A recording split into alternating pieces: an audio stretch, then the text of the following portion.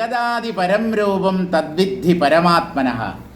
ജഗത്തായി കാണപ്പെടുന്നത് ഈ ജഗത്തിലുള്ള പുല്ലും പുഴുവും മരവും ചെടിയും എന്തെന്തുണ്ടോ, സചേതനവും അചേതനവുമായ എന്തെന്ത് ഈ പ്രപഞ്ചത്തിൽ ഉള്ളതായി ജീവികൾ അനുഭവിക്കുന്നുണ്ടോ അതെല്ലാം പരമാത്മാവിൻ്റെ സ്വരൂപമാണ്. പരമാത്മാവാണ് ഈ രൂപങ്ങളായി കാണപ്പെടുന്നത്. ഇപ്പോൾ ഒരേ സത്യം ഇത്രയും വൈവിധ്യത്തോടു കൂടി എങ്ങനെ കാണപ്പെടുന്നു? ഒരേ വസ്തു പല സ്വഭാവങ്ങളോടുകൂടി എങ്ങനെ കാണപ്പെടുന്നു? അതിനുള്ള ഉത്തരമാണ് മായ എന്ന് പറയുന്നത്. ഈ പരമാത്മാവിൽ അന്തർലീനമായ ഒരു ശക്തിവിശേഷമുണ്ട്. അതിന് മായ എന്നാണ് വേദാന്തികൾ പേര് നൽകിയിരിക്കുന്നത്. ആ മായാശക്തി പ്രകടമാകുമ്പോൾ ഈ ഒന്ന് പലതെന്ന പോലെ കാണപ്പെടും. ആ പലതിനെയാണ് നിങ്ങൾ ഇന്ദ്രിയ മനസ്സുകളിലൂടെ അനുഭവിക്കുന്നത്. ഇപ്പോൾ ഈ ബ്രഹ്മത്തിൻ്റെ ഉള്ളിൽ അന്തർലീനമായ മായ എന്ന പേരിൽ അറിയപ്പെടുന്ന ഒരു ശക്തി യഥാർത്ഥത്തിലുണ്ടോ? അല്ല, ഉള്ളതുകൊണ്ടല്ലേ ഈ പലത് കാണപ്പെടുന്നത്. എന്താണ് ഈ മായ? ഒന്ന് പലതെന്ന പോലെ ഒരാൾ അറിയാൻ കാരണമായിരിക്കുന്ന ശക്തി, അതാണ് മായ. എന്നിട്ട് പറയുന്നത് മായയാണ് ഒന്നിനെ പലതാക്കി തീർക്കുന്നത് എന്ന് പറഞ്ഞാൽ എന്തെങ്കിലും അർത്ഥമുണ്ടോ ഇതിൽ? ഒന്നിനെ ഞാൻ എന്തുകൊണ്ട് പലതായി കാണുന്നു? ഈ ചോദ്യത്തിനുള്ള മറുപടിയാണ് മായ എന്നത്. ഇപ്പം മായ എന്താണ് എന്ന് ചോദിച്ചാൽ ഒന്നിനെ പലതാക്കി പ്രകടമാക്കുന്ന ഒരു ശക്തി. ഒന്നിനെ പലതായി കാണുന്നത് നമ്മുടെ വിഡ്ഢിത്തം കാരണമായിട്ടാണ്. നമ്മുടെ അജ്ഞത കാരണമാണ് ഒന്നിനെ പലതെന്ന പോലെ കാണുന്നത്. പക്ഷേ ഒരജ്ഞാനിയും താൻ അജ്ഞാനിയാണ് എന്ന് സമ്മതിച്ചു തരില്ല. ഈ സ്വഭാവ വിശേഷത്തെയാണ് അഹങ്കാരം എന്ന് പറയുന്നത്. പച്ച മലയാളത്തിൽ തണ്ട് എന്ന് പറയും. ചെടിയുടെയും മറ്റും തണ്ടുണ്ട്. അവന് തണ്ടല്പം കൂടുതലാണ് എന്ന് പറഞ്ഞാൽ അഹങ്കാരം എന്നർത്ഥം. അതായത് എനിക്ക് അബദ്ധമൊന്നും പറ്റില്ല, ഞാൻ ആരാ മോൻ. 4 PhD എടുത്തിട്ടുണ്ട്, അടുത്ത PhDക്ക് പഠിച്ചുകൊണ്ടിരിക്കുകയാണ്. എവിടെയാ ജോലി? ISROയുടെ ഡയറക്ടർ. അയ്യോ, ISROയുടെ ചെയർമാൻ, VSSCയുടെ ഡയറക്ടർ. ഇവിടെ ഉള്ളതാണ് VSSC. VSSC ഇവിടെ ഉള്ളതിൻ്റെ ഹെഡാണ്, ഡയറക്ടർ. അതുകൊണ്ട് താൻ അജ്ഞാനി അല്ല എന്ന് തനിക്ക് എങ്ങനെ ഉറപ്പിച്ച് പറയാൻ പറ്റും? ഈ പ്രപഞ്ചം സത്യമാണ് എന്നാണോ താങ്കൾ കരുതിയിരിക്കുന്നത്? താൻ VSSCയുടെ അല്ല, UNOയുടെ ജനറൽ സെക്രട്ടറി ആണെങ്കിലും, UN സെക്രട്ടറി ജനറൽ ആണെങ്കിലും താൻ അജ്ഞാനിയാണ്. ഇതാണ് വേദാന്തത്തിന് പറയാനുള്ളത്. പരമസത്യത്തെ സാക്ഷാത്കരിക്കാത്തവൻ എത്ര കൊല കൊമ്പനായാലും അവൻ മണ്ടൻ തന്നെ.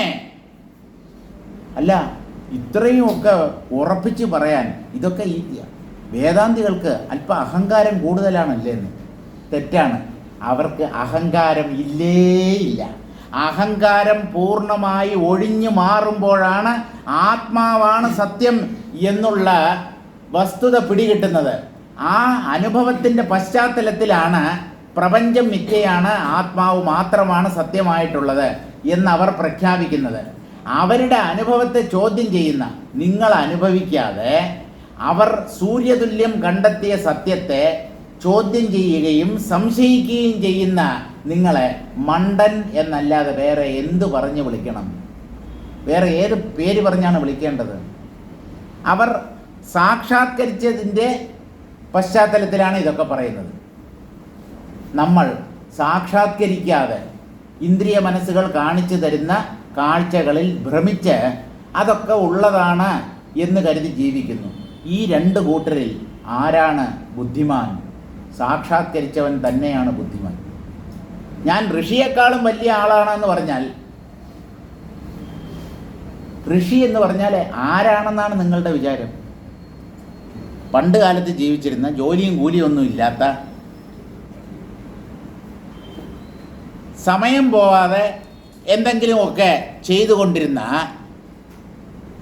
ഒന്നിനും കൊള്ളാത്ത വ്യക്തികളാണോ ഈ ഋഷിമാർ? മനസ്സിൻ്റെ ഉള്ളറകളിലേക്ക് കടന്നു ചെന്ന് അവനവൻ്റെ സ്വത്വത്തിൻ്റെ ഉള്ളിൽ പ്രവേശിച്ച് ആണവർ പരമസത്യത്തെ സാക്ഷാത്കരിച്ചത്. അവരെയാണ് നിങ്ങൾ മണ്ടനെന്ന് മുദ്ര കുത്തുന്നത്. നിങ്ങളുടെ ഉള്ളിലുള്ള അജ്ഞത എത്ര കടുത്തുപോയിരിക്കുന്നു. അല്ലറ ചില്ലറ അജ്ഞാനമൊന്നുമല്ല ഈ മനുഷ്യരുടെ ഉള്ളിലുള്ളത്, കട്ട പിടിച്ച അജ്ഞാനം. അതുകൊണ്ടാണ് സത്യദർശികളുടെ വാക്കുകളെ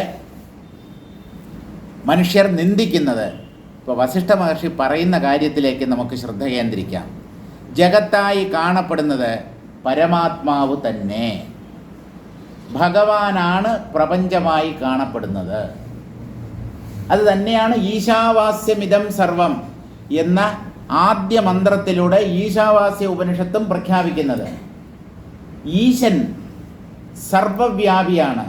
സകലതിൻ്റെയും അകവും പുറവും ദൈവം വ്യാപിച്ചിരിക്കുന്നു എന്ന് പറയുമ്പോൾ ഒന്നിൻ്റെ അകവും പുറവും മറ്റൊന്ന് വ്യാപിച്ചിരിക്കുന്നു എന്ന് പറഞ്ഞാൽ ആദ്യം പറഞ്ഞത് ഇല്ല, രണ്ടാമത് പറഞ്ഞത് മാത്രമേ ഉള്ളൂ എന്ന് മനസ്സിലാക്കണ്ടേ?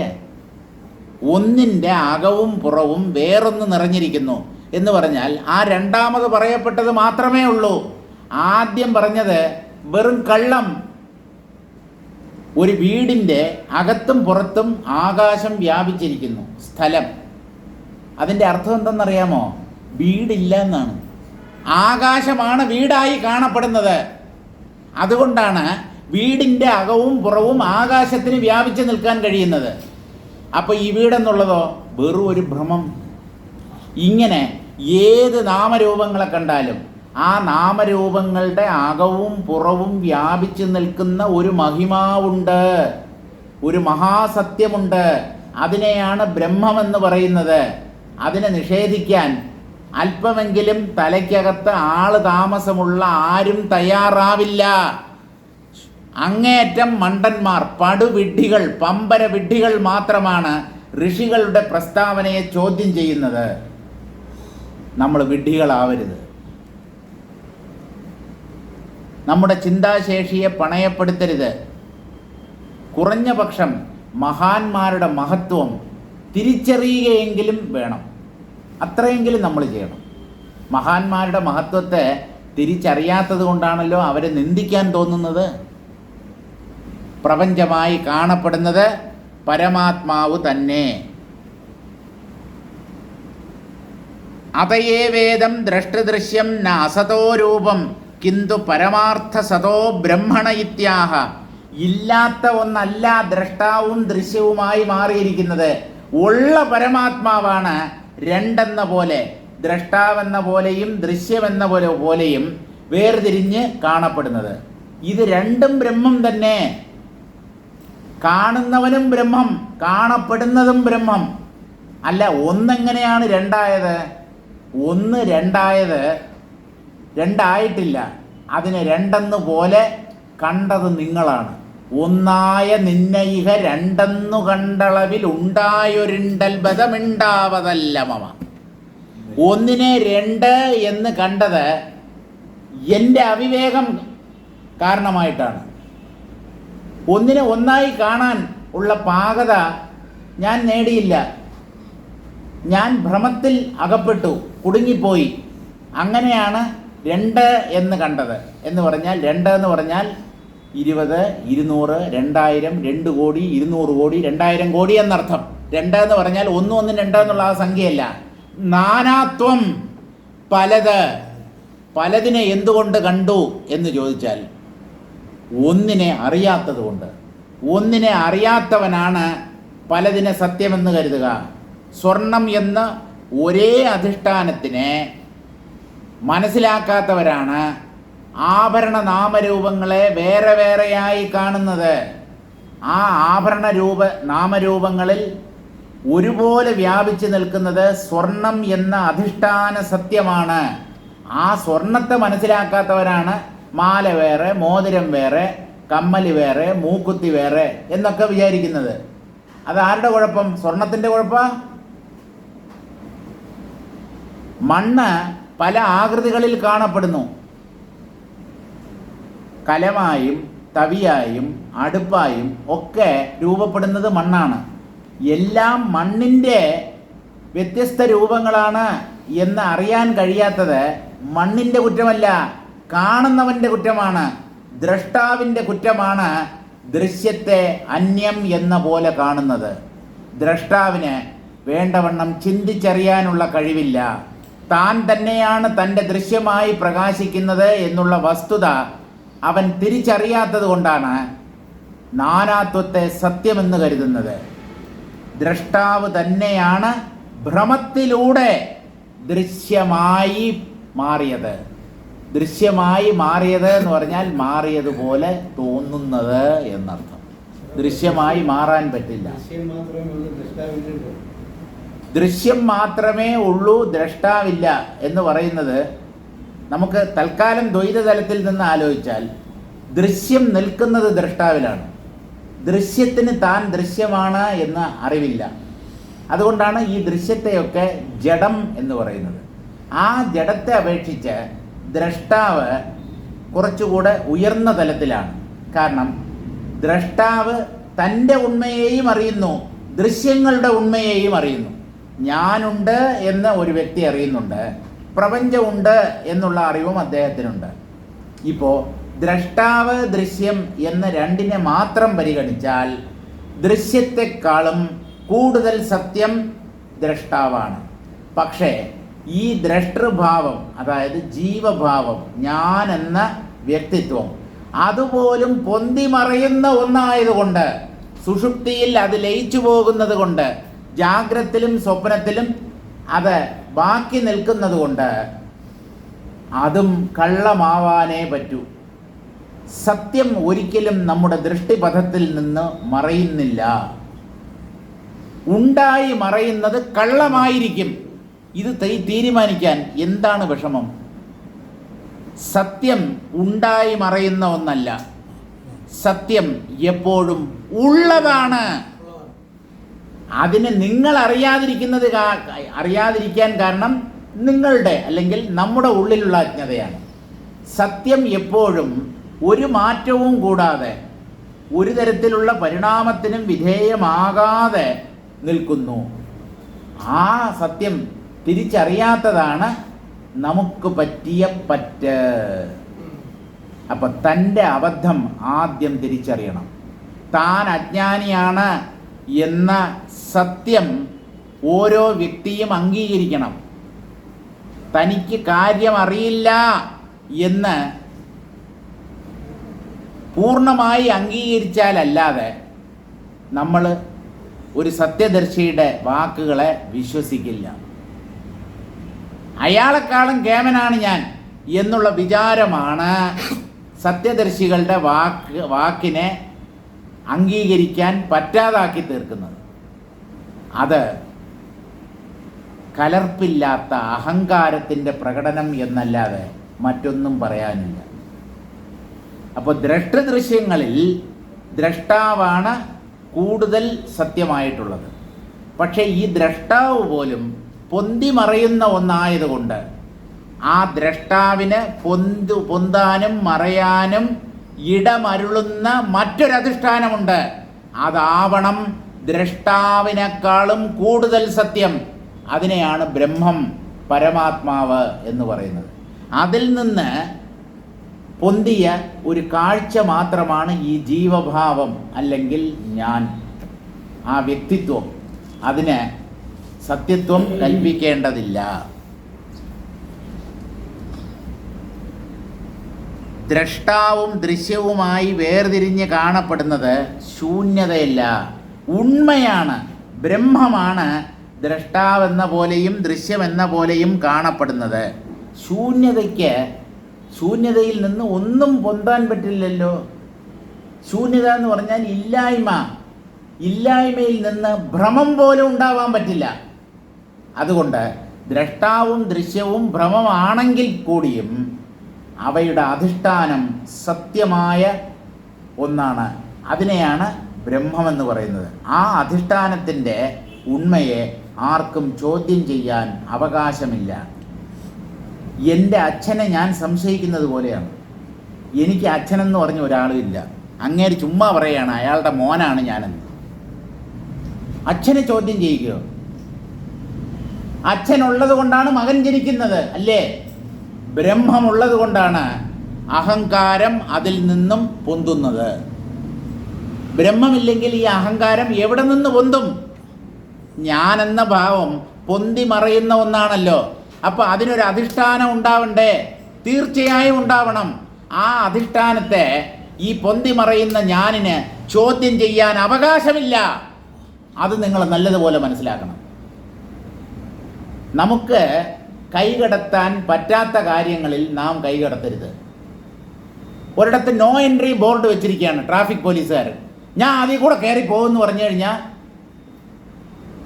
നിങ്ങളകത്ത് പ്രവേശിക്കാൻ പാടില്ല എന്നുള്ളത് മനസ്സിലാക്കി തരാനാണ് ആ ബോർഡ് വെച്ചിരിക്കുന്നത്. വൺ വേ എന്ന് പറഞ്ഞ് എഴുതിയിട്ടുണ്ട്. വൺ വേയിൽ ഞാൻ ഓപ്പോസിറ്റ് ഡയറക്ഷനിൽ വന്ന, എതിർദിശയിൽ നിന്ന് വന്നാൽ നിങ്ങൾ ശിക്ഷിക്കപ്പെടും. ദൈവത്തെ സംശയിക്കുക എന്നുള്ളത് ദുഃഖത്തിലേക്കുള്ള പോക്കാണ്. പരമാത്മാവിൻ്റെ അസ്തിത്വത്തെ ചോദ്യം ചെയ്യുക എന്നുള്ളത് നാശത്തിലേക്കുള്ള പ്രയാണമാണ്. അങ്ങനെ നാം നശിക്കാനിടയാകരുത്. നമ്മുടെ അനുഭവ മണ്ഡലത്തിൽ അത് തൽക്കാലം വ്യക്തമായി പ്രകാശിക്കുന്നില്ല എന്നുള്ളത് വാസ്തവമാണ്. പക്ഷേ അത് ഇല്ല എന്ന് പറയാൻ നമുക്ക് അവകാശമില്ല. തൻ്റെ മാതാപിതാക്കളെ ഇല്ല എന്ന് പറയുന്നത് പോലെയാണ്. ഒരു മകനും അങ്ങനെ പറയാൻ അവകാശമില്ല. കാരണം മാതാപിതാക്കളില്ലെങ്കിൽ ഈ മകനില്ല. മകൻ എങ്ങനെയാണ് മാതാപിതാക്കളെ ചോദ്യം ചെയ്യുക? തൻ്റെ കാരണത്തെ സംശയിക്കാനോ ചോദ്യം ചെയ്യാനോ ജീവന് അവകാശമില്ല. ഞാനാണ് കേമൻ, എന്നെ കവിഞ്ഞ് ആരുണ്ട്? ഈ ഒരു അഹങ്കാരം ഉള്ളത് കൊണ്ടാണ് മനുഷ്യർ സത്യത്തെ നിഷേധിക്കുന്നത്. ഈശ്വരനെ വിശ്വസിക്കാതിരിക്കുന്നതും ഒരു തരത്തിലുള്ള സത്യനിഷേധമാണ്. നാസ്തികൻ, അയാൾ അഹങ്കാരി ആയതുകൊണ്ടാണ് ദൈവത്തെ വിശ്വസിക്കാത്തത്. അഹങ്കാരമാണ്, അല്ലാതെ വേറൊന്നുമല്ല. ഈ അഹങ്കാരത്തിന് കാരണമായിട്ടിരിക്കുന്നത് അജ്ഞാനമാണ്. അപ്പോൾ അല്പമെങ്കിലും അറിവുള്ളവർ, ചിന്താശേഷിയുള്ളവർ ദൈവത്തെ അംഗീകരിക്കുക തന്നെ വേണം.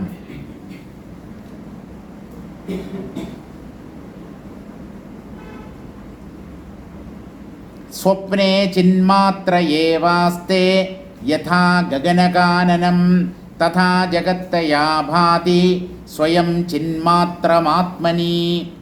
സ്വപ്നത്തിൽ നമ്മുടെ ഉള്ളിലുള്ള ചിത്ത് തന്നെയാണ് ആകാശവും കാടും നഗരവും ഒക്കെയായി മാറുന്നത്.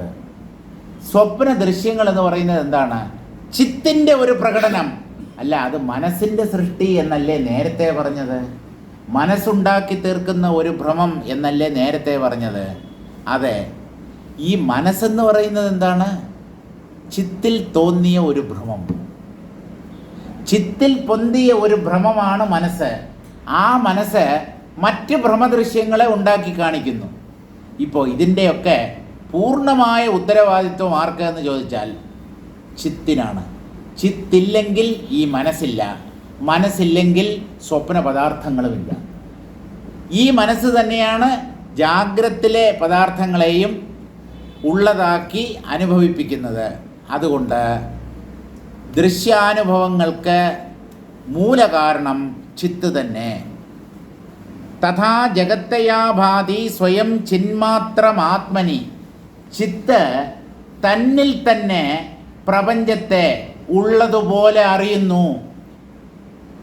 ഞാൻ എന്നെ തന്നെയാണ് എൻ്റെ സ്വപ്നത്തിൽ പലതാക്കി തീർക്കുന്നത്, അല്ലേ? ദ്രഷ്ടാവ് തന്നെ തന്നെ കഷണങ്ങളാക്കി വിഭജിച്ച് ദൃശ്യങ്ങൾ എന്ന പോലെ അനുഭവിക്കുന്നു. ഇതല്ലേ വാസ്തവത്തിൽ സ്വപ്നാനുഭവം? ഒരാൾ സ്വപ്നം കാണുമ്പോൾ അയാളുടെ ആ സ്വപ്നത്തിലെ കാഴ്ചകളായി മാറിയിരിക്കുന്നത് സ്വപ്നം കാണുന്ന ആ വ്യക്തി തന്നെ. അല്ലാതെ അവിടെ മറ്റെന്താണുള്ളത് നിങ്ങൾ പറയൂ? സ്വപ്നം കാണുന്ന വ്യക്തിയല്ലാതെ സ്വപ്നത്തിൽ മറ്റെന്താണുള്ളത്? അപ്പോൾ സ്വപ്നദ്രഷ്ടാവ് തന്നെ തന്നെ പലതരത്തിലുള്ള ദൃശ്യങ്ങൾ എന്ന പോലെ കണ്ട് അനുഭവിക്കുന്നു. അത് അയാളുടെ തെറ്റിദ്ധാരണയോ വിഭ്രമമോ കൊണ്ടാണ് എന്നുള്ളത് ശരി. ഇപ്പോൾ സ്വപ്ന ദൃശ്യങ്ങളിൽ കാതലായിട്ടുള്ളതെന്ത്, കഴമ്പായിട്ടുള്ളതെന്ത്? സ്വപ്നദ്രഷ്ടാവ് മാത്രം, അല്ലാതെ വേറെന്താണുള്ളത്? ഈ ദൃശ്യങ്ങൾക്ക് സത്യത്വം നൽകുന്നത് സ്വപ്നദ്രഷ്ടാവല്ലേ? സ്വപ്ന ദൃശ്യങ്ങളിൽ ഉടനീളം വ്യാപിച്ചിരിക്കുന്നത് സ്വപ്നദ്രഷ്ടാവാണ്, അല്ലാതെ അവിടെ വേറെ എന്താണുള്ളത്? ഈ സ്വപ്നദ്രഷ്ടാവ് എന്ന് പറയുന്നത് ജീവനാണ്. ഈ ജീവനായി പ്രകടമായിരിക്കുന്നത് ബ്രഹ്മമാണ്. അതുകൊണ്ട് ദൃശ്യങ്ങളിൽ ആകമാനം വ്യാപിച്ച് നിൽക്കുന്നത് ചിത്ത് തന്നെ. ഇത് സ്വപ്നത്തെ വിശകലനം ചെയ്ത് നാം മനസ്സിലാക്കേണ്ടതാണ്. സ്വപ്നത്തെ വിശകലനം ചെയ്ത് മനസ്സിലാക്കിയാൽ ജാഗ്രതും അതുപോലെ തന്നെയുള്ള ഒരു അനുഭവമാണ് എന്ന കാര്യം പിടികിട്ടും. അതുകൊണ്ട് ജാഗ്രത്തിലെ പ്രപഞ്ചമായി മാറിയിരിക്കുന്നത് ചിത്ത് തന്നെ എന്ന് അല്പം ചിന്തിക്കുന്ന ഒരാൾക്ക് വ്യക്തമായി പിടികിട്ടും. ചിന്തിക്കാത്തവന് ഈ കാര്യം ഒരിക്കലും മനസ്സിലാകാൻ പോകുന്നില്ല. ആലോചിക്കുക, യുക്തിയുക്തമായി ചിന്തിക്കുക. യുക്തിയുടെ സഹായത്തോടു കൂടി വേദാന്ത ശാസ്ത്രം പ്രതിപാദിക്കുന്ന യുക്തിയുടെ സഹായത്തിലൂടെ വേണം നമ്മുടെ ചിന്തയെ മുന്നോട്ട് നയിക്കാൻ. അല്ലാതെ പ്രയോജനമില്ല. എൻ്റെ ഇഷ്ടപ്പടി എനിക്ക് തോന്നിയതുപോലെ ഞാൻ ചിന്തിക്കുമെന്ന് പറഞ്ഞു കഴിഞ്ഞാൽ ആ ചിന്ത കൊണ്ട്, ആ വിചാരം കൊണ്ട് ഒരു പ്രയോജനവും ഉണ്ടാവില്ല. തഥാ ജഗത്തയാഭാതി സ്വയം ചിന്മാത്രമാത്മനി. ചിത്ത് തന്നിൽ തന്നെ പ്രപഞ്ചം എന്ന മറ്റൊന്ന് ഉള്ളതുപോലെ തെറ്റിദ്ധരിക്കുന്നു. അതാണ് നമ്മുടെ പ്രപഞ്ചാനുഭവം. നമ്മളൊക്കെ വാസ്തവത്തിൽ ചിത്ത് തന്നെ. അനുഭവിക്കാൻ കഴിവുള്ളതാണ് ഈ ചിത്ത്. ചിത്ത്, ബോധം എന്നീ പേരുകളിൽ അറിയപ്പെടുന്നത് അനുഭവം അല്ലെങ്കിൽ അറിവ് സ്വരൂപമായിട്ടുള്ള ഒന്നാണ്.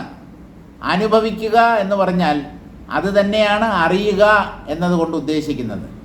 ഒന്നിനെ അറിയുന്നു എന്ന് പറഞ്ഞാൽ നിങ്ങൾ അതിനെ അനുഭവിക്കുന്നു എന്നാണ് അർത്ഥം. അറിഞ്ഞതിന് ശേഷം ഉള്ളിൽ ശേഖരിക്കപ്പെടുന്ന അനുഭവിച്ചതിന് ശേഷം ഉള്ളിൽ ശേഖരിക്കപ്പെടുന്ന ഒന്നാണ് അറിവ്. ബുദ്ധിയിലാണ് അറിവ് ശേഖരിക്കപ്പെടുന്നത്, സ്റ്റോർ ചെയ്യപ്പെടുന്നത് എന്ന് നമ്മൾ വിചാരിച്ചാലും ഏത് അറിവിനും മുന്നോടിയായി ഒരനുഭവം ഉണ്ടായിരിക്കണം. അനുഭവിച്ചതിനെ മാത്രമേ നിങ്ങൾക്ക് അറിവിൻ്റെ രൂപത്തിൽ ബുദ്ധിയിൽ അല്ലെങ്കിൽ മസ്തിഷ്കത്തിൽ ശേഖരിച്ചു വയ്ക്കാൻ കഴിയുകയുള്ളൂ. അനുഭവിക്കാത്ത ഒന്നിനെക്കുറിച്ച് നിങ്ങൾക്ക് എങ്ങനെയാണ് അറിവുണ്ടാവുക? കേട്ടറിയുന്നുണ്ടല്ലോ എന്ന്. കേൾക്കുക എന്നുള്ളത് ഒരു അനുഭവമാണ്. അങ്ങനെ ലഭിക്കുന്ന അറിവ് കേട്ടറിവ്. നേരിട്ട് അനുഭവിക്കുന്നത് അത് നേരിട്ടുള്ള അറിവാണ്. ഇപ്പോൾ അനുഭവം തന്നെയാണ് പിൽക്കാലത്ത് അറിവ് എന്ന രൂപത്തിൽ ഉള്ളിൽ സംഭരിക്കപ്പെടുന്നത്. അനുഭവം സ്വരൂപമായിട്ടുള്ളതാണ് ഈ ബ്രഹ്മം. ചിത്ത് എന്ന് പറഞ്ഞാൽ ശുദ്ധമായ അനുഭവം. എന്തിനാണ് ഈ ശുദ്ധമായ എന്ന് പറഞ്ഞത്? ദ്വൈതത്തിൻ്റെ കറപുരളാത്ത അനുഭവം. ദ്രഷ്ടാവ് ദൃശ്യം എന്ന് വേർതിരിഞ്ഞ് നിൽക്കാത്ത അനുഭവം, ഏകമായ അനുഭവം, അദ്വൈതാനുഭവം എന്നർത്ഥം. അതിൽ ഭ്രമം കൊണ്ടാണ് ദ്രഷ്ടാവ് ദൃശ്യം എന്ന രണ്ട് പൊന്തുന്നത്.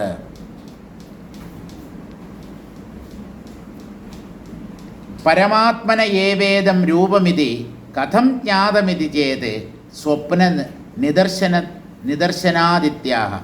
ഇതൊക്കെ പരമാത്മാവിൻ്റെ സ്വരൂപം എന്ന് വസിഷ്ഠ മഹർഷിയെ അങ്ങെങ്ങനെ മനസ്സിലാക്കി എന്നാണ് നിങ്ങൾ ചോദിക്കുന്നതെങ്കിൽ, സ്വപ്നത്തെ വിശകലനം ചെയ്യുന്നത് കൊണ്ട് നിങ്ങൾക്ക് തന്നെ മനസ്സിലാക്കാവുന്നതേ ഉള്ളൂ. നിങ്ങൾ ജ്ഞാനം നേടണമെന്ന് പോലും നിർബന്ധമില്ല. സ്വപ്നാനുഭവത്തെ വിശകലനം ചെയ്ത് നോക്കൂ. നിങ്ങൾ തന്നെ നിങ്ങളെ പലതാക്കി മാറ്റി എന്നുള്ള വസ്തുത നിങ്ങൾക്ക് തിരിച്ചറിയാൻ പറ്റും. അതുപോലെ ആത്മാവ് തന്നെ പലതാക്കി ഭ്രമിക്കുന്നതാണ് ഈ പ്രപഞ്ചം എന്ന് പറയുന്നത്. ഇഹാദിസർഗാത് പ്രഭൃതി നാസ്ത്യുപാദാന കാരണം കിഞ്ചനാപി ക്വചിദപി ഭാതീത്ഥം ബ്രഹ്മ കേവലം. ഇഹ ആദിസർഗാത് പ്രഭൃതി. ഈ പ്രപഞ്ചം എത്രയോ പ്രാവശ്യം പ്രപഞ്ചം സൃഷ്ടിക്കപ്പെട്ട് സംഹരിക്കപ്പെട്ട് കഴിഞ്ഞു. ഇത് എത്രാമത്തെ പ്രപഞ്ചത്തിലാണ് നമ്മൾ കഴിയുന്നത് എന്നുള്ളത് ആർക്കും പറയാൻ പറ്റില്ല. ബ്രഹ്മദേവന് തന്നെ നിശ്ചയമില്ല അദ്ദേഹം എത്രാമത്തെ ബ്രഹ്മാവാണ് എന്നുള്ള കാര്യം. എത്രയോ ബ്രഹ്മാക്കൾ വന്നു പോയി കഴിഞ്ഞു. അവരോരോരുത്തരും ഓരോ പ്രപഞ്ചത്തെ സൃഷ്ടിച്ചു. ആ പ്രപഞ്ചങ്ങളൊക്കെ നഷ്ടമായി. ഇപ്പോൾ ഈ പ്രപഞ്ചത്തെ സൃഷ്ടിച്ച ഒരു ബ്രഹ്മദേവൻ ഉണ്ട്. അദ്ദേഹത്തിൻ്റെ സങ്കല്പത്തിലാണ് ഈ പ്രപഞ്ചം ഉള്ളതുപോലെ കാണപ്പെടുന്നത്. അദ്ദേഹം എവിടെയാണ്? അദ്ദേഹം കുതിരപ്പുറത്താണോ, ആനപ്പുറത്താണോ, അല്ലെങ്കിൽ താമരയുടെ പുറത്താണോ ഇരിക്കുന്നത്? ഇതൊന്നും ചോദിക്കരുത്. പ്രപഞ്ച മനസ്സ് എന്നൊന്നുണ്ട്. വ്യക്തി മനസ്സുകളുടെ സമഷ്ടിയെയാണ് പ്രപഞ്ച മനസ്സ് എന്ന് പറയുന്നത്. ആ പ്രപഞ്ച മനസ്സാണ് പ്രപഞ്ച സൃഷ്ടിക്ക് കാരണം. പ്രപഞ്ച മനസ്സിൻ്റെ സൃഷ്ടിയെ വ്യക്തി മനസ്സ് അനുഭവിക്കുന്നു. അപ്പം അങ്ങനെ ഒരു പ്രപഞ്ച മനസ്സില്ല എന്ന് നമുക്ക് പറയാൻ പറ്റില്ല. അപ്പോൾ പരമാത്മാവിൻ്റെ തന്നെ രൂപം ആണ് ഈ പ്രപഞ്ചം എന്ന് അങ്ങേക്കെങ്ങനെ മനസ്സിലായി എന്നാണെങ്കിൽ, സ്വപ്നത്തെ ഉദാഹരണമാക്കി ചിന്തിക്കുന്ന ഏതൊരു വ്യക്തിക്കും ഇത് മനസ്സിലാക്കാൻ ഒരു വിഷമവുമില്ല. ദ്രഷ്ടാവ് തന്നെ സ്വപ്ന പദാർത്ഥങ്ങളായി തന്നെ കാണുന്നില്ലേ? വാസ്തവത്തിൽ തന്നെ പലതാക്കി മാറ്റുന്നുണ്ടോ ഈ സ്വപ്നദ്രഷ്ടാവ്?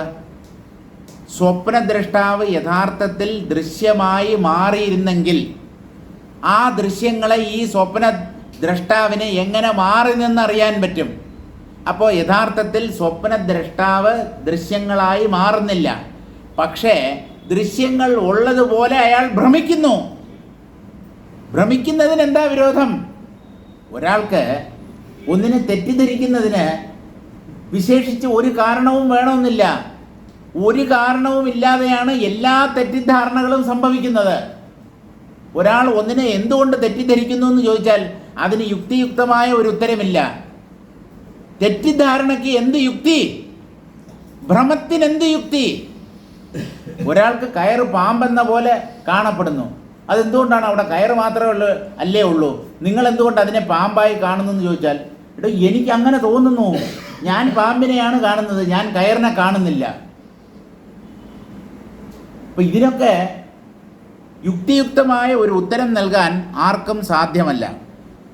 ഇഹ ആദിസർഗാത് പ്രഭൃതി, ഈ പ്രപഞ്ചത്തിൽ, ഈ പ്രപഞ്ചം ഉണ്ടായ കാലം മുതൽക്ക് തന്നെ ഈ പ്രപഞ്ചത്തെ എന്തുകൊണ്ടാണ് സൃഷ്ടികർത്താവ് നിർമ്മിച്ചത് എന്ന ചോദ്യത്തിന് യുക്തിയുക്തമായ ഒരു ഉത്തരം നൽകാൻ നമുക്ക് സാധ്യമല്ല. ഭഗവാൻ ഈ പ്രപഞ്ചത്തെ സൃഷ്ടിച്ചു എന്ന് പുരാണങ്ങൾ പറയുന്നുണ്ട്. നമ്മളും അത് വിശ്വസിക്കുന്നു. ഭഗവാനാണ് എല്ലാറ്റിനെയും സൃഷ്ടിച്ചത്. സമ്മതിച്ചു. ഒന്നിനെ സൃഷ്ടിക്കണമെങ്കിൽ സൃഷ്ടി അല്ലെങ്കിൽ സൃഷ്ടിക്കപ്പെട്ട വസ്തു എന്ന് പറയുന്നത് ഒരു പ്രോഡക്റ്റാണ്, അതൊരു ഉത്പന്നമാണ്. ഒരു ഉത്പന്നം ഉണ്ടാകാൻ അതിന് കാരണഭൂതമായ ഒരു അസംസ്കൃത വസ്തു ഉണ്ടാവണ്ടേ? ഉപ്പുമാവ് ഉണ്ടാക്കാൻ ബോംബെ റവ, ഉഴുന്നുപരിപ്പ്, കടുക്, കറിവേപ്പില ഇങ്ങനെയുള്ള സാധനങ്ങൾ വേണം. ഇതൊക്കെ ചേർക്കാതെ ഉപ്പുമാവ് ഉണ്ടാക്കാൻ പറ്റില്ല. അപ്പോൾ ഏത് ഉത്പന്നവും ഉണ്ടാവാൻ ഒരു കാരണം വേണം. ഈ പ്രപഞ്ചത്തെ ഭഗവാൻ സൃഷ്ടിച്ചു എന്ന് വിചാരിച്ചാൽ തന്നെ അദ്ദേഹത്തിന് ഏതാണ് അസംസ്കൃത വസ്തുവായി തീർന്നത്? എന്തായാലും അദ്ദേഹത്തിൻ്റെ അസംസ്കൃത വസ്തു ഒന്നുണ്ട് എന്ന് കരുതിയാൽ അത് പ്രപഞ്ചത്തിനകത്ത് പെടുന്ന ഒന്നാവാൻ പറ്റില്ല. കാരണം പ്രപഞ്ചത്തെ തന്നെ സൃഷ്ടിച്ചത് ആ അസംസ്കൃത വസ്തു ഉപയോഗിച്ചിട്ടാണ്. അപ്പോൾ പ്രപഞ്ചാതീതമായ ഒന്നാവണം പ്രപഞ്ചത്തിൻ്റെ ഉത്പത്തിക്കുള്ള അസംസ്കൃത വസ്തു. അതെന്തായിരിക്കും? ഭഗവാൻ എങ്ങനെയാണ് പ്രപഞ്ചത്തെ സൃഷ്ടിച്ചത്? സങ്കല്പത്തിലൂടെ എന്നാണ് ഉപനിഷത്തുക്കളും പുരാണങ്ങളും ആചാര്യന്മാരും എല്ലാവരും പറയുന്നത്. സങ്കല്പത്തിലൂടെ സൃഷ്ടിച്ചു. പ്രപഞ്ചം ഉണ്ടാകട്ടെ എന്ന് സങ്കല്പിച്ചു. അപ്പോൾ പ്രപഞ്ചം ഉണ്ടായി. ആ പ്രപഞ്ചത്തിലാണ് നമ്മൾ ജീവിക്കുന്നത്. ആ പ്രപഞ്ചത്തെയാണ് നാം അനുഭവിച്ചു കൊണ്ടിരിക്കുന്നത്. ഭഗവാന്റെ സങ്കല്പം എന്നുള്ളത് കൊണ്ട് അത് സത്യമാകണം എന്നില്ല. കാരണം സങ്കല്പം എല്ലായിടത്തും കള്ളമായിരിക്കും, മിഥ്യയായിരിക്കും. അല്ല, ഭഗവാനെ സത്യസങ്കല്പൻ എന്നാണ് ശാസ്ത്രങ്ങൾ വിശേഷിപ്പിക്കുന്നത്. അദ്ദേഹം സങ്കല്പിച്ചാൽ അത് സത്യമായി തീരും. നമ്മുടെ സങ്കല്പം പോലെയല്ല. ഞാൻ മനസ്സിൽ ഒരു ആപ്പിളിനെ ചിന്തിച്ചാൽ ആ ആപ്പിൾ എൻ്റെ മുമ്പിൽ പ്രത്യക്ഷപ്പെടില്ല. പക്ഷേ ഭഗവാൻ അങ്ങനെയല്ല. ഭഗവാൻ ആപ്പിളിനെ സങ്കല്പിച്ചാൽ യഥാർത്ഥത്തിൽ ആപ്പിൾ അവിടെ ഉണ്ടാവും. അതുകൊണ്ട് അദ്ദേഹം സത്യസങ്കല്പനാണ് എന്ന് നമുക്ക് വാദിക്കാം. പക്ഷെ അതിലുള്ള ഒരു അപാകത എന്തെന്നോ, ഭഗവാൻ സങ്കല്പിക്കുന്ന ഒന്ന് ജീവന്മാർക്കാണ് സത്യമെന്ന പോലെ അനുഭവപ്പെടുന്നത്. ഭഗവാന്റെ സങ്കല്പം ഭഗവാന് സത്യമല്ല. ഭഗവാനാണ് പ്രപഞ്ചത്തെ സൃഷ്ടിച്ചത് എന്ന് തന്നെ നിങ്ങൾ വിശ്വസിച്ചോളൂ. ആ വിശ്വാസത്തെ തകർക്കേണ്ട കാര്യമില്ല. പക്ഷേ ജീവന്മാരുടെ അനുഭവത്തിലാണ് ഈ പ്രപഞ്ചമുള്ളത്. ഭഗവാന്റെ അനുഭവത്തിൽ പ്രപഞ്ചമില്ല. ഭഗവാന്റെ അനുഭവത്തിൽ ഭഗവാൻ മാത്രമേ ഉള്ളൂ. അപ്പോൾ അദ്ദേഹം എങ്ങനെയാണ് പ്രപഞ്ചമായി മാറിയത് എന്ന് ചോദിച്ചാൽ, നിങ്ങൾ സ്വപ്നത്തിൽ പല പദാർത്ഥങ്ങളുമായി പല ദൃശ്യങ്ങളുമായി മാറുന്നില്ലേ, അതുപോലെ. എന്തെങ്കിലും ഒബ്ജക്ഷൻ ഉണ്ടോ?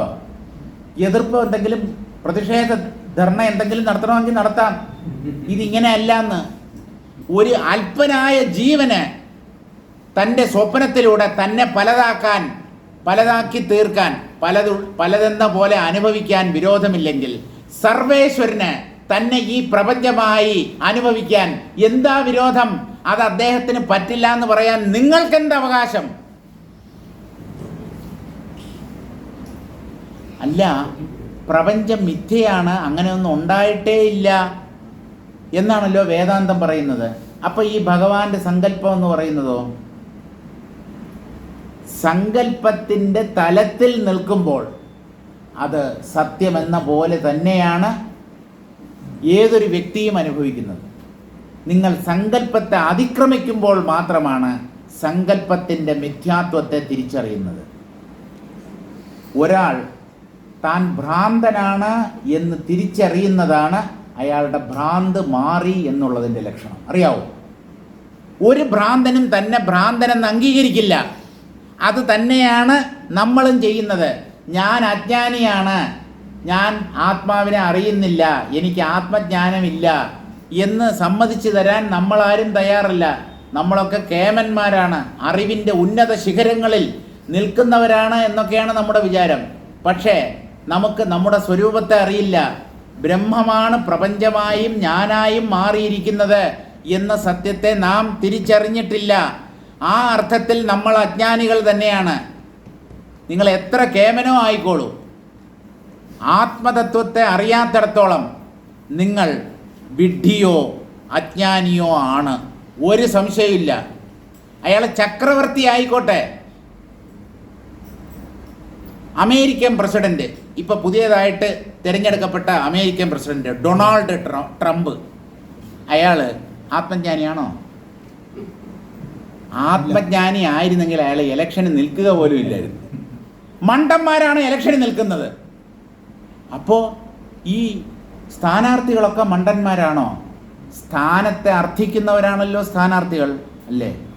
സ്ഥാനം വേണം എന്ന് ആഗ്രഹിക്കുന്നത് അജ്ഞത കാരണമായിട്ടാണ്. താൻ വാസ്തവത്തിൽ എന്താണോ അതിനെ തിരിച്ചറിയാതെ പദവി, സ്ഥാനമാനം ഇതൊക്കെ തനിക്ക് വേണം എന്ന് ചിന്തിക്കുന്നത് അജ്ഞാനം കാരണമായിട്ടാണ്. അതുകൊണ്ട് മണ്ടന്മാരാണ് സ്ഥാനാർത്ഥികളായി നിൽക്കുന്നത്, മണ്ടന്മാരാണ് വോട്ട് ചെയ്യുന്നതും. അല്ല, അത് നമ്മുടെ അവകാശമല്ലേ? നമ്മെ ആര് ഭരിക്കണം എന്ന് നമ്മളല്ലേ തീരുമാനിക്കണം. സാറ് വോട്ട് ചെയ്തിട്ടില്ലേ എന്ന് നിങ്ങൾ എന്നോട് ചോദിച്ചാൽ കൃത്യമായി ചെയ്തിട്ടുണ്ട്. ഞാൻ എൻ്റെ വോട്ടവകാശം ഒരിക്കലും വിനിയോഗിക്കാതിരുന്നിട്ടില്ല. പിന്നെ ഇവിടുന്ന് വേറെ മറ്റ് സ്ഥലങ്ങളിൽ ജോലിക്ക് പോകുമ്പോൾ അവിടുത്തെ ഇലക്ട്രൽ റോളിൽ എൻ്റെ പേരില്ലാത്തതുകൊണ്ട് അവിടെ വോട്ട് ചെയ്യാൻ പറ്റില്ല. അല്ല, ഇവിടെ വന്ന് ചെയ്തുകൂടെ? അത് ഏതെങ്കിലും വോട്ട് എന്താ പറയുന്നതിന് വോട്ട് നടത്തുന്ന വോട്ടെടുപ്പ് ദിവസമെന്ന് പറയുന്നത് അവധിയായിരിക്കും മിക്കവാറും. അങ്ങനെ വരാം. ഇപ്പോൾ ഡൽഹിയിലിരിക്കുന്ന ഞാൻ ഈ വോട്ട് ചെയ്യാൻ വേണ്ടി അവിടുന്ന് 3 ദിവസം യാത്ര ചെയ്താണ് ഇവിടെ വരേണ്ടത്. അപ്പോൾ അങ്ങനെയുള്ള സന്ദർഭങ്ങളിൽ മാത്രം വോട്ട് ചെയ്യാതിരുന്നിട്ടുണ്ട്. അല്ലാതെ വോട്ട് ചെയ്യണം. വോട്ട് ചെയ്യുന്നത് കൊണ്ട് തെറ്റില്ല. പക്ഷേ ആരെ തിരഞ്ഞെടുക്കാൻ? ഈ തിരഞ്ഞെടുത്തവരൊക്കെ നമ്മെ വേണ്ട പോലെ ഭരിക്കുന്നുണ്ടോ? ഈ ചോദ്യങ്ങൾക്കൊക്കെ എന്തുത്തരമാണ് നമ്മുടെ പക്കലുള്ളത്? വോട്ട് ചെയ്യാതിരിക്കുന്നത് കൊണ്ട് ദോഷമൊന്നുമില്ല. വോട്ടവകാശം വിനിയോഗിക്കണം. സമ്മതിദാനാവകാശം അത് വിനിയോഗിക്കപ്പെടണം എന്നുള്ള കാര്യത്തിൽ തർക്കമൊന്നുമില്ല. പക്ഷേ ആരെ തിരഞ്ഞെടുക്കുന്നു? ഈ തിരഞ്ഞെടുപ്പ് കൊണ്ട് ജനങ്ങൾക്ക് ആത്യന്തികമായ എന്ത് നന്മയാണ് ഉണ്ടാവുന്നത്? എല്ലാവരും കണക്ക് തന്നെ. ഏത് പാർട്ടി ജയിച്ചാലും എല്ലാം കണക്ക് തന്നെ. അതുകൊണ്ട് വിശേഷിച്ച് ആരെയും കുറ്റം പറഞ്ഞിട്ട് കാര്യമില്ല. ഈ പ്രപഞ്ചം ഇങ്ങനെയാണ്, ഇത് ഇങ്ങനെയേ നടക്കൂ, ഇത് മായയാണെന്ന് തിരിച്ചറിഞ്ഞാൽ നമുക്ക് രക്ഷപ്പെടാം. ഇതിന് സത്യത്വം കൽപ്പിക്കരുത്. സർഗത്തിൻ്റെ ആരംഭം മുതൽ എന്ന് പറഞ്ഞാൽ സൃഷ്ടി തുടങ്ങിയ അന്ന് മുതൽ ഈ സൃഷ്ടി എന്തുകൊണ്ടാണ് നിർമ്മിക്കപ്പെട്ടത്, ഏത് പദാർത്ഥത്തെ ഉപയോഗിച്ചാണ് ഭഗവാൻ ഈ സൃഷ്ടി നടത്തിയത് എന്നുള്ള ചോദ്യത്തിന് ഉത്തരമില്ല.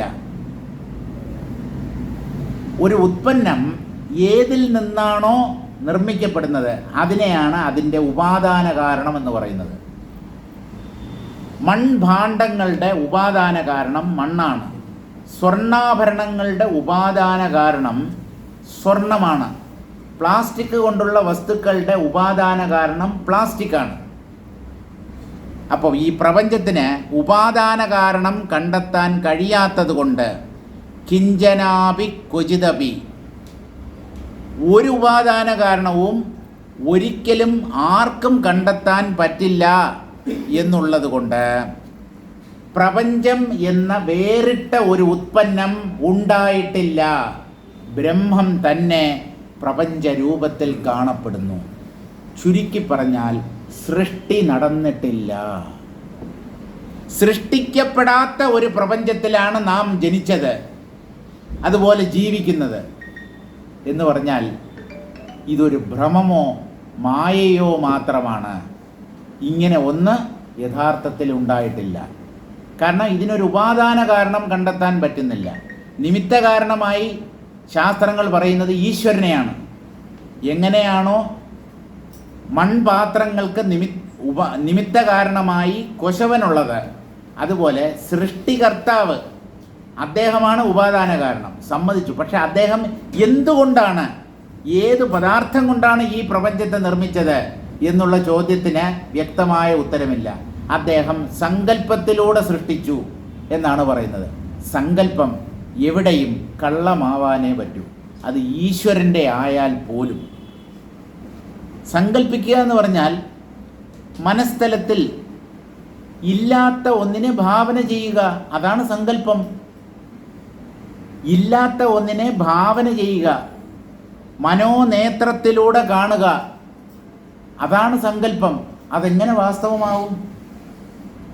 ഏത് ഭഗവാനോ ആയിക്കോട്ടെ, സങ്കല്പം എന്ന് പറഞ്ഞാൽ അത് കള്ളമാവാനേ പറ്റൂ. അതുകൊണ്ട് ഈ കാണപ്പെടുന്നതെല്ലാം സൃഷ്ടിക്കപ്പെടാത്ത ബ്രഹ്മത്തിൻ്റെ പ്രകടനങ്ങളാണ്. ബ്രഹ്മമാണ് പ്രപഞ്ചമായി കാണപ്പെടുന്നത് എന്ന് ചുരുക്കം. സ്വപ്നസാമ്യം അസ്യ കുതയിതി, ഈ പ്രപഞ്ചത്തെ സ്വപ്നത്തിന് തുല്യം എന്ന് പറയാൻ എന്താണ് കാരണം എന്ന് ചോദിച്ചാൽ, സ്വപ്നസാമ്യസ്യ കുതയിതി ചേത് സർവകാരണ കലാപ ശൂന്യ സുഷുപ്തി സദൃശാത് പ്രളയാത് ഉദ്ഭൂതത്വാദിത്യാശയേനാഹ. സർവകാരണ കലാപ ശൂന്യ സുഷുപ്തി സദൃശാത്, ഒരു കാരണവുമില്ല ഈ പ്രപഞ്ചത്തിന്. പ്രപഞ്ചത്തിന് യുക്തിയുക്തമായ ഒരു കാരണം അല്ലെങ്കിൽ ഇതിനൊരു പ്രയോജനം, ആർക്കും കണ്ടുപിടിക്കാൻ പറ്റില്ല. എന്തിനാണ് ഈ പ്രപഞ്ചം ഇങ്ങനെ നിലനിൽക്കുന്നത്, എന്തിനാണ് ജീവികൾ ജനിക്കുന്നത്, എന്തിനാണ് നമ്മളിങ്ങനെ കർമ്മങ്ങൾ ചെയ്യുന്നത്, എന്തിനാണ് നമ്മൾ മരിച്ചു പോകുന്നത്, ഇതിനൊക്കെ എന്തെങ്കിലും ഒരു ലക്ഷ്യമോ ഉദ്ദേശ്യമോ ഉണ്ടോ എന്ന് ചോദിച്ചാൽ അങ്ങനെ ഒന്ന് ഉള്ളതായി ആർക്കും കണ്ടെത്താൻ കഴിഞ്ഞിട്ടില്ല. സുഷുപ്തി സദൃശമായ പ്രളയത്തിൽ നിന്നാണ് സൃഷ്ടി ആരംഭിച്ചത് എന്നാണ് ശാസ്ത്രങ്ങൾ പറയുന്നത്. ആദ്യം എല്ലാം ലയിച്ചു കിടക്കുകയായിരുന്നു, അതിൽ നിന്ന് പൊന്തി വന്നതാണ്, നാമരൂപങ്ങളായി പൊന്തി വന്നതാണ് ഈ പ്രപഞ്ചം. അപ്പോൾ ആ ലയിച്ചു കിടക്കുന്ന അവസ്ഥയിൽ ഒരു കാരണവും സ്ഥിതി ചെയ്യുന്നില്ല, അവിടെ ഒരു കർമ്മവുമില്ല. സുഷുപ്തി പോലെയാണ്. ഗാഠനിദ്രയിൽ എങ്ങനെയാണോ ഒന്നുമില്ലാതിരിക്കുന്നത്, സർവശൂന്യത മാത്രം ബാക്കി നിൽക്കുന്നത്, അതുപോലെയുള്ള ഒരു ശൂന്യ അവസ്ഥയിൽ നിന്നാണ് ഈ പ്രപഞ്ചമുണ്ടായത് എന്ന് ശാസ്ത്രങ്ങൾ പറയുന്നത് കൊണ്ട് ഇങ്ങനെയൊന്ന് യഥാർത്ഥത്തിൽ ഉണ്ടായിട്ടില്ല. ഇത് ഒരു ഭ്രമം മാത്രമാണ്. വാസ്തവത്തിൽ ഇങ്ങനെ പ്രപഞ്ചമായി കാണപ്പെടുന്നത് ബ്രഹ്മം തന്നെ. കാരണം ഒന്ന് കാണപ്പെടണമെങ്കിൽ, ഒന്ന് തെറ്റിദ്ധരിക്കപ്പെടണമെങ്കിൽ തെറ്റിദ്ധാരണയ്ക്കാസ്പദമായ ഒരു സത്യം ഉണ്ടായേ പറ്റൂ. കയറില്ലാത്ത സ്ഥലത്ത് ഒരാൾ പാമ്പിനെ കാണില്ലല്ലോ. മരുഭൂമി അല്ലാത്ത ഒരു സ്ഥലത്ത് കാനൽ ജലം കാണപ്പെടില്ലല്ലോ. ഉറങ്ങാത്ത ഒരാൾ സ്വപ്നം കാണുകയില്ലല്ലോ. അപ്പോൾ ഒരു കാഴ്ചയ്ക്ക്, ഒരു അനുഭവത്തിന് കാരണം വേണം. പക്ഷേ ഈ നാനാത്വ ദൃശ്യത്തിന്, പ്രപഞ്ച അനുഭവത്തിന് വ്യക്തമായ യുക്തിയുക്തമായ ഒരു കാരണം കണ്ടുപിടിക്കാൻ പറ്റാത്തത് കൊണ്ട് ഇത് ഭ്രമമായിരിക്കണം. പക്ഷേ ഈ കാഴ്ച അധിഷ്ഠാനമായ ബ്രഹ്മത്തിൽ ആണ് സംഭവിക്കുന്നത്. ബ്രഹ്മം തന്നെ ജ്ഞാനത്തിൻ്റെ അഭാവത്തിൽ പ്രപഞ്ചം എന്ന പോലെ കാണപ്പെടുന്നു. ആ കാഴ്ച ഒരു തെറ്റിദ്ധാരണയോ ഭ്രമമോ മാത്രമാണ് എന്നുള്ള തിരിച്ചറിവാണ് ആത്മജ്ഞാനം എന്ന പേരിൽ അറിയപ്പെടുന്നത്. നമുക്ക് ഇവിടെ നിർത്താം. തുടർന്നുള്ള പദ്യങ്ങൾ നാളെ വായിക്കാം.